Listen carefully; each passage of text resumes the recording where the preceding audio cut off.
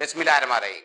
FM 804 के platform से पाकिस्तान के बाहर रहने वाले पाकिस्तानियों को अस्सलाम वालेकुम। आज 12 अक्टूबर इतवार का दिन, संडे का दिन।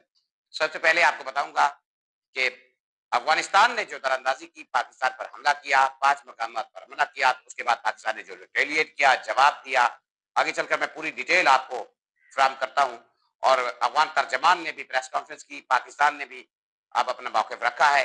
इस सारी सूरत-ए-हाल को डिस्कस करता हूँ आपसे, तमाम खबर को खोल कर रखता हूँ और ये हमला पाकिस्तान के लिए क्यों ज़रूरी था और क्या मकासद हैं इसके पीछे और इसको रुकवाने में किन लोगों ने, यानी किन कंट्रीज़ ने या किन ताकतों ने किरदार अदा किया। इस हवाले से आगे चलकर आपको डिटेल देता हूँ। दूसरा कि जो वज़ीर आला केपीके का इंतखाब है वो कल होने जा रहा है, पीर के रोज़ होने जा रहा है। तो सुहेल आफरीदी जो नामज़द वज़ीर आला पाकिस्तान तहरीक-ए-इंसाफ है, वो पहुँचे हैं। केपीके असेंबली स्पीकर को उन्होंने कागज़ात नामज़दगी जमा कराए हैं। इस हवाले से मैं आगे चलकर आपको डिटेल देता हूँ और तहरीक लब्बैक के हवाले से भी खबरें हैं कि उन्होंने दोबारा जो है एक ऐलान किया है। इस हवाले से मेरे पास टाइम हुआ तो मेरी कोशिश होगी कि मैं खबर आपको शेयर कर सकूँ और सुहेल अफरीदी जो है, उनका एक शॉट है, मैं कोशिश करूँगा वो भी आपको सुनवा सकूँ। तो सबसे पहले मेरी आपसे रिक्वेस्ट कि आपने मेरे साथ जुड़ा रहना है, हो सके तो मेरे चैनल को लाइक और सब्सक्राइब कर देना है।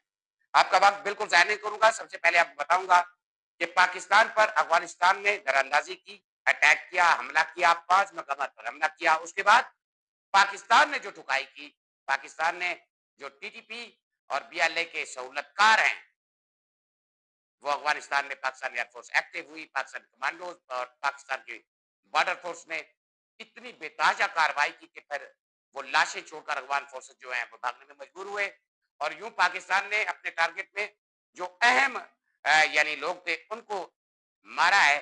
ख़ासकर जो पाकिस्तान ने कंधार में अटैक किया, उसमें जो लोग मारे गए, मैं उनके नाम आपको पढ़कर सुनवाता हूँ कि कंधार का मुशीर मौलवी अखुंज़ादा उर्फ मौलवी गनी खराजानी उर्फ मौलवी हिकमतुल्लाह अजरान उर्फ मौलवी अब्दुल खालिक को निशाना बनाया गया।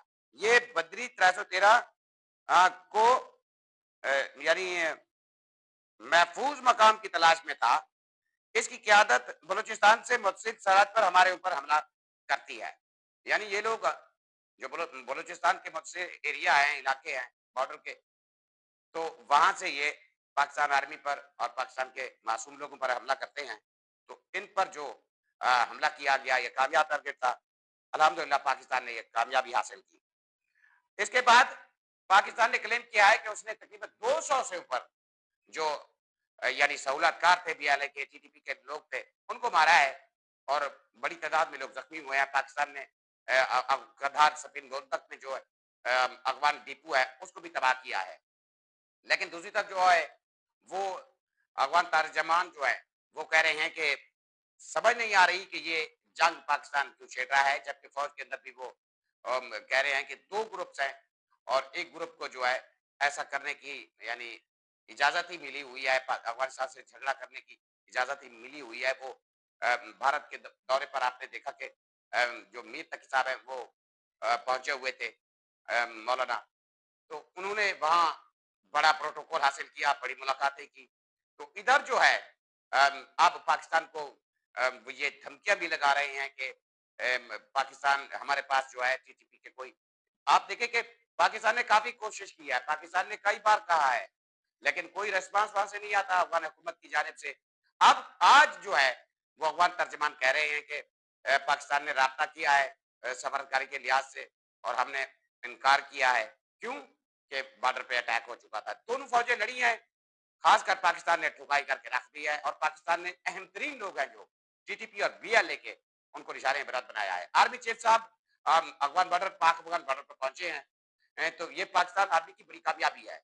लेकिन इस पर सवालात भी बहुत उठ रहे हैं और जैसे ये प्रेस कॉन्फ्रेंस हुई अफगान वजीर की कि उन्होंने क्लेम किया कि पाकिस्तान के 58 जो 58 जो यानी आर्मी के लोग हैं हमने मारे हैं और तकरीबन लातादाद जो है वो हमारे तहवील में भी आए हैं और हमने जख्मी भी किए हैं और पाकिस्तान की 20 चौकियों पर हमला भी किया है। लेकिन सारी दुनिया में देखा है, पाकिस्तान ने हर वीडियो सामने रखी है, पाकिस्तान ने जिस तरीके से अटैक किया है, जिस चौकी पे कब्जा किया है, वो बिल्कुल सारी दुनिया को दिखाया गया है।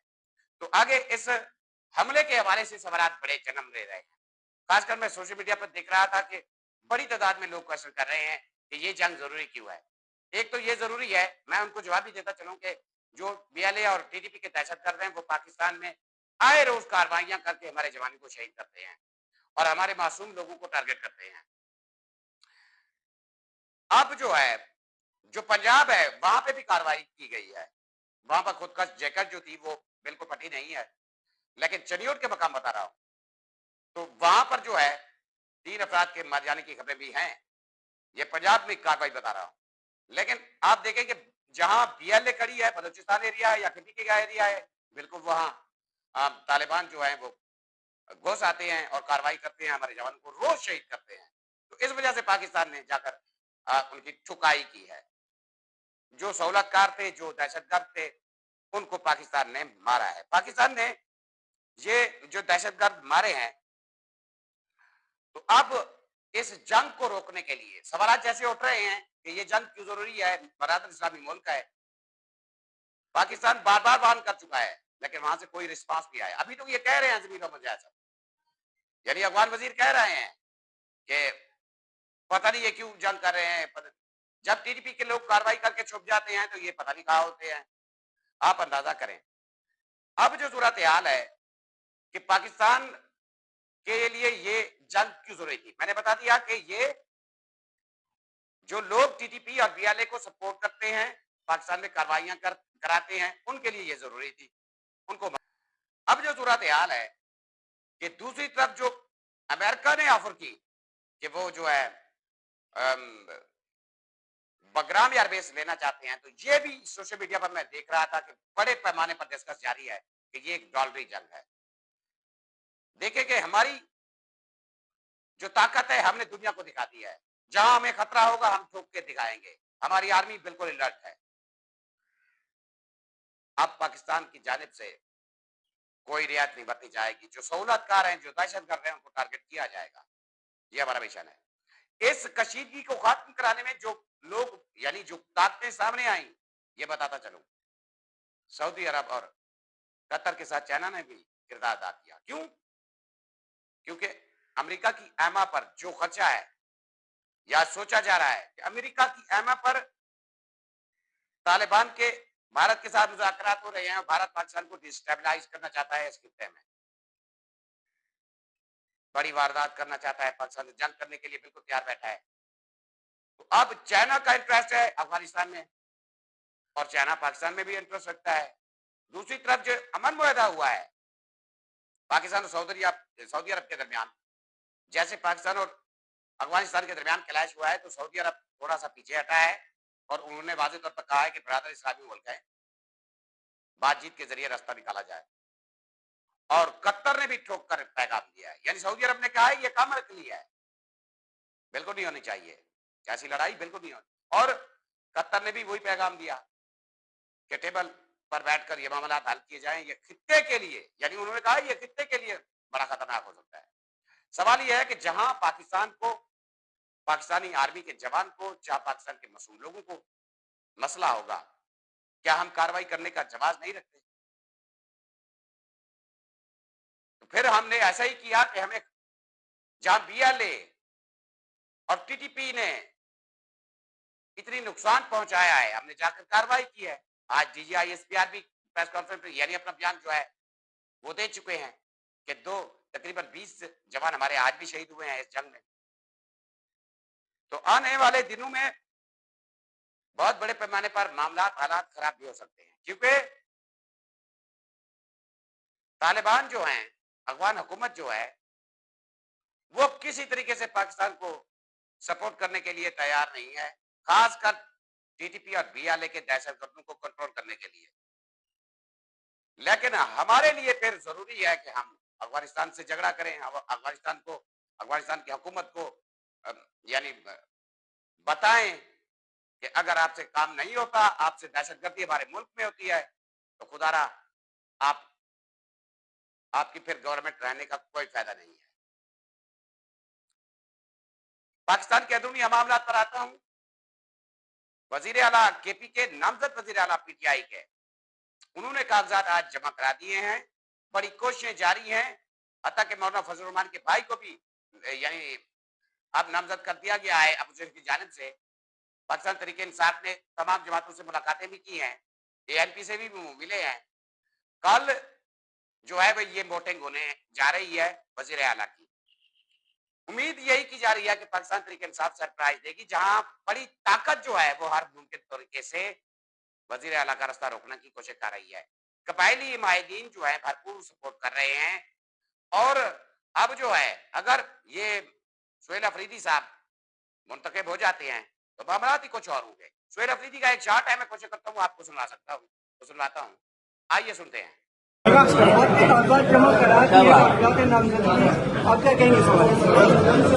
कागजात नामजद जमा हो गई और हम समझते हैं कि जमहूरियत जो है वो प्रिवेल करनी चाहिए। जो कॉन्स्टिट्यूशन एक तरीका है, स्मूथ तरीका, वो होना चाहिए और ये इस इलेक्शन में किसी को जो है बाहर से मुदाखलत नहीं करनी चाहिए। इसी फ्लोर ऑफ द हाउस होगी, लेकिन सबसे पहले सिर्फ पाकिस्तानियों को इतना कहूंगा कि सबसे पहले आपने घबराना नहीं और इंशाल्लाह अब मुकाबला करके कलदम तंजीमों से उन्होंने हम सबको कलदम किया हुआ है, हम सबको दहशतगर्द डिक्लेयर किया हुआ है, सारे FIR हम पर की हुई है। तो ये तो जो है खुद उसामा बिन लादेन से राब्ते में थे। ऐलान कर दिया है, वो इस्लामाबाद की तरफ दोबारा जा रहे हैं। जो मुज़ाकरात थे वो नाकाम हो गए हैं और मौलाना साहब के जो घर वाले गिरफ्तार यानी बीवी गिरफ्तार हुई थी और फैमिलीज गिरफ्तार हुई थी, उनको रिहाई मिल गई।